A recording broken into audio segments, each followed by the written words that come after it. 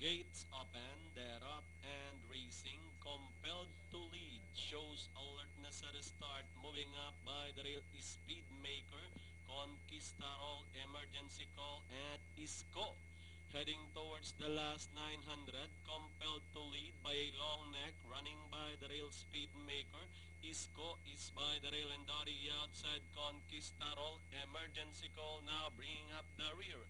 About to pass the last 800, compelled to lead, this time by 3/4 of a length lead now, over Speedmaker in second, and running in third, closing in Conquistador, Isco in fourth, Emergency Call, past the last 600, compelled to lead, this time by about 3 lengths, moving up to take second on the outside, Conquistador, Speedmaker is by the rail, as they turn for home, it's still compelled to lead, leading the field.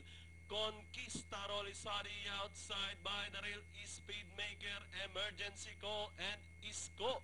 With the last 150 more to run, compelled to lead, this time by about 3 lengths over Conquistador.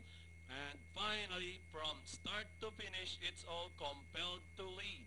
Conquistador, Speedmaker, Emergency Call, and Isco comes in last.